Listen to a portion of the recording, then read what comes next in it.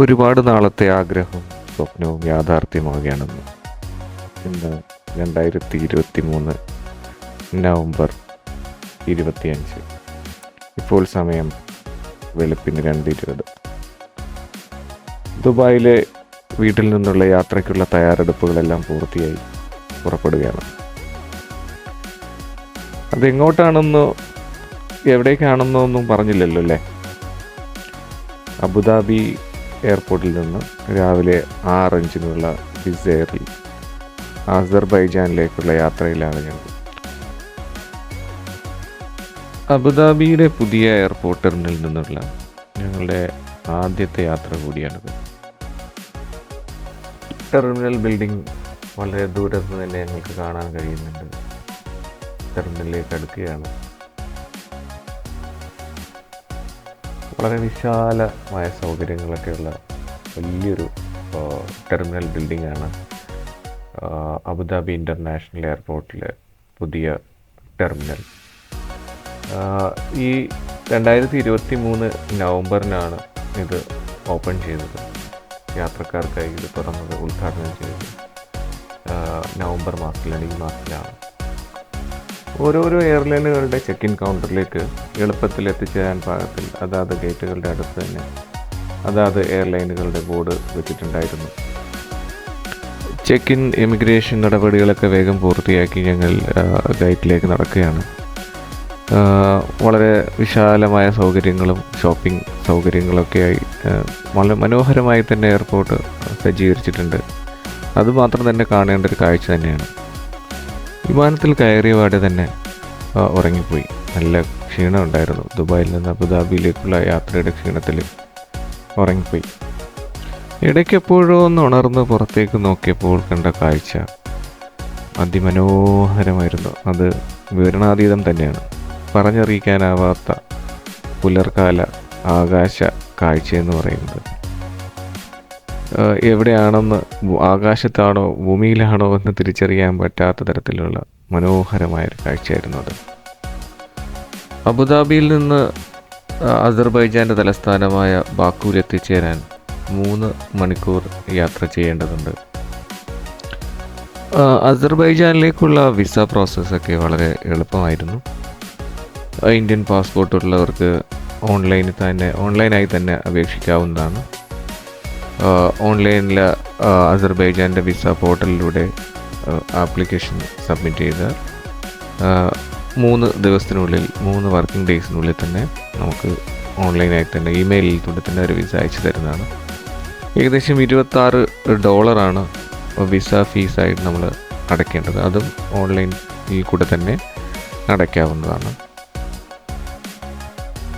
Visa പ്രോസസ്സിങ്ങുമായി ബന്ധപ്പെട്ട സംശയം ആർക്കെങ്കിലും ഉണ്ടെങ്കിൽ കമൻറ്റ് ചെയ്യുക, റിപ്ലൈ ചെയ്യുന്നതാണ്. വളരെ എളുപ്പത്തിൽ വളരെ ലളിതമായ നടപടിക്രമങ്ങളിലൂടെ തന്നെ നമുക്ക് അസർബൈജാനിലേക്കുള്ള വിസ കിട്ടുന്നതാണ്. ഓൺ അറൈവലായും വിസ എടുക്കാവുന്നതാണ്. അതിൻ്റെ നടപടിക്രമങ്ങളും വളരെ എളുപ്പം തന്നെയാണ്. ഞങ്ങളുടെ കൂടെ യാത്ര ചെയ്തിരുന്ന ഒരാളുടെ ഡേറ്റ് ഓഫ് ബർത്ത് തെറ്റായി പോയതുകൊണ്ട് ഓൺലൈനായി എടുത്ത വിസ അവരംഗീകരിച്ചിട്ടില്ല. അതിന് പകരം വീണ്ടും ഓൺ അറൈവൽ വിസ എടുക്കേണ്ടി വന്നു. ഒരിക്കൽ കൂടി ഫീസ് അടയ്ക്കേണ്ടി വന്നു എന്നുള്ളത് ഒഴിച്ചാൽ ബാക്കി കാര്യങ്ങളെല്ലാം വളരെ എളുപ്പത്തിൽ തന്നെ കഴിഞ്ഞു. എന്നാലും ഓൺലൈൻ വിസ എടുത്ത് വരുന്നതാണ് ഏറ്റവും നല്ലത്. കാരണം ഇവിടുത്തെ തിരക്ക്, എയർപോർട്ടിലെ തിരക്ക് ഒഴിവാക്കാൻ ഏറ്റവും നല്ലത് ഓൺലൈൻ വിസ എടുത്ത് വരുന്നതായിരിക്കും. മിഡിൽ ഈസ്റ്റിൻ്റെയും സെൻട്രൽ ഏഷ്യയുടെയും പ്രദേശങ്ങളിലൂടെ പേർഷ്യൻ ഗൾഫ് കടന്ന് ഇറാൻ്റെ തീരപ്രദേശങ്ങളും പിന്നിട്ട് കാസ്പിയൻ കടലിൻ്റെ മുകളിൽ കൂടി പറന്ന് അസർബൈജാൻ്റെ ആകാശത്ത് പ്രവേശിച്ച് ബാക്കുവിലേക്ക് എത്തിച്ചേർന്നു. ബാക്കുവിൽ ലാൻഡ് ചെയ്യുന്ന കാഴ്ചകളാണ് നാം കാണുന്നത്. വിമാനം കൃത്യസമയത്ത് തന്നെ ലാൻഡ് ചെയ്തു. ഏകദേശം 9:15 UAE സമയവും അസർബൈജാനിലെ സമയവും ടൈം സോൺ ഒന്ന് തന്നെയാണ്. ഇവിടുത്തെ 9:15 തന്നെയാണ് അവിടുത്തെയും. കൃത്യസമയത്ത് ഞങ്ങൾ എത്തിച്ചേർന്നു. എമിഗ്രേഷൻ നടപടിക്രമങ്ങളെല്ലാം വേഗം തന്നെ പൂർത്തിയായി. ഞങ്ങൾ പുറത്തു കിടന്നു. ഞങ്ങളെ കാത്ത് ഞങ്ങളുടെ ഗൈഡ് സാമിർ അസർബൈജാനിയായ സാമർ ഇവിടെ ഉണ്ടായിരുന്നു. അദ്ദേഹത്തോടൊപ്പം പുറത്തു കടന്നു. ഈ കാണുന്നത് ബാക്കുവിലെ ഹൈദർ അലിയേവ് ഇൻ്റർനാഷണൽ എയർപോർട്ടിൽ നിന്ന് പുറത്തേക്ക് വരുന്ന കാഴ്ചയാണ്. വളരെ മനോഹരമായൊരു കമാനവും മറ്റുമൊക്കെ കാണാം. നമ്മൾ സിറ്റിയിലൂടെ ഡ്രൈവ് ചെയ്ത് ഇനി ബാക്കു സിറ്റിയിലേക്ക് പോവാണ്. ഈ ഒരു പട്ടണം, പുതിയ അനുഭവങ്ങൾ, പുതിയ കാഴ്ചകൾ, വളരെ എക്സൈറ്റഡ് ആണ് ഞങ്ങളുടെ ആദ്യ അനുഭവമാണ്. ബാക്കുവിൽ ആദ്യമാണ്.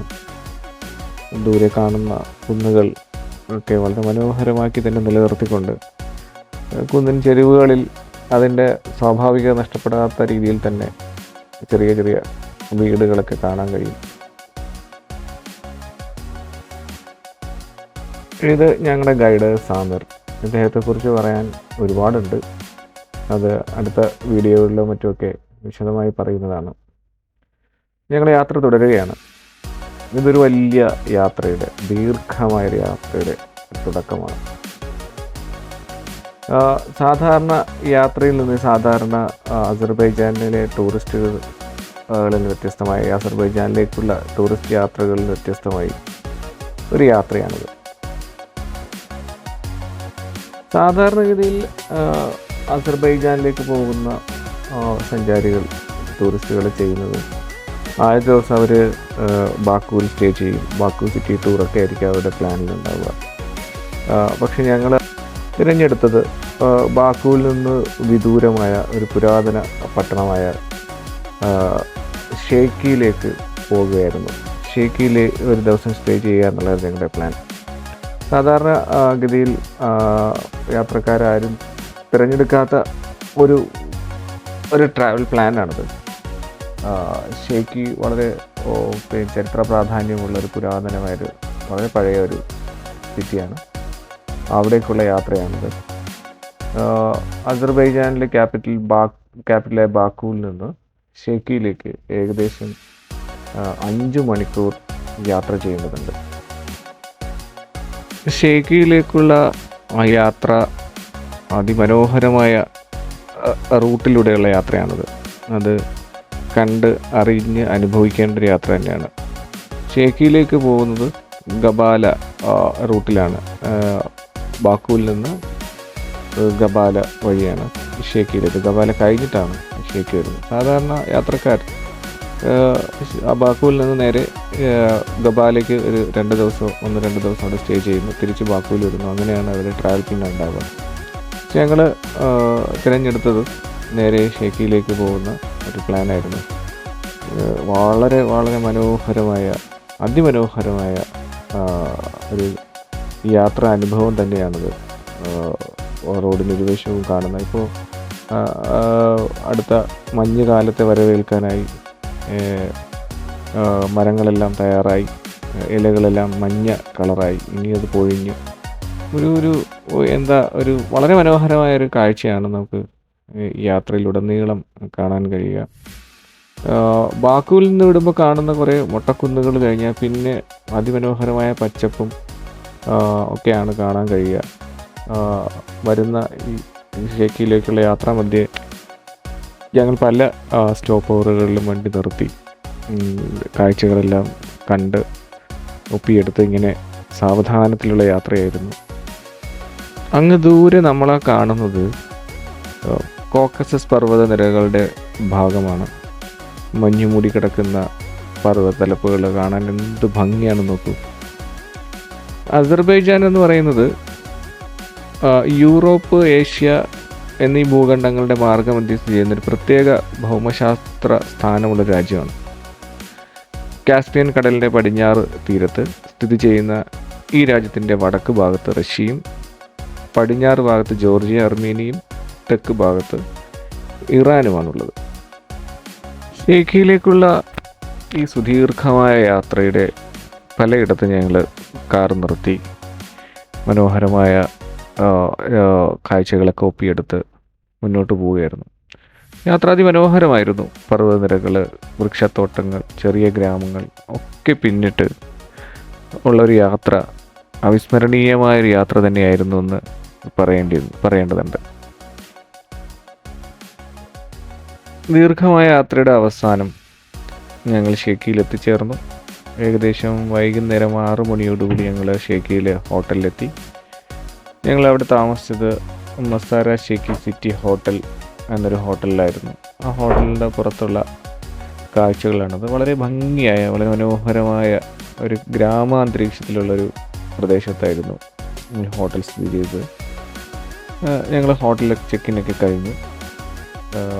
അന്ന് കുറച്ച് സമയമൊക്കെ വിശ്രമിച്ചതിന് ശേഷം പുറത്തുപോയി പോയി റെസ്റ്റോറൻറ്റ് അന്വേഷിച്ചാണ് വൈകുന്നേരം രാത്രി ഭക്ഷണം കഴിക്കുന്നതിനായുള്ള റെസ്റ്റോറൻറ്റ് അന്വേഷിച്ച് പുറത്തൊക്കെ നടന്ന് കാണാൻ കഴിഞ്ഞില്ല. അത്രയ്ക്ക് ഒരു റെസ്റ്റോറൻറ്റും കിട്ടിയില്ല. പിന്നെ തിരിച്ച് ഹോട്ടലിൽ തന്നെ എത്തി. ഹോട്ടലിൽ തന്നെ അറേഞ്ച് ചെയ്തിട്ടുള്ള റെസ്റ്റോറൻറ്റിൽ ഫുഡ് കഴിച്ചു. അന്ന് വിശ്രമിച്ചു. ഷേക്കി സിറ്റിയുടെ കൂടുതൽ വിശേഷങ്ങളും ഞങ്ങളുടെ അസർബൈജാൻ യാത്രയുടെ മറ്റു വിശേഷങ്ങളുമായി അടുത്ത വീഡിയോയിൽ കാണാം. Stay tuned.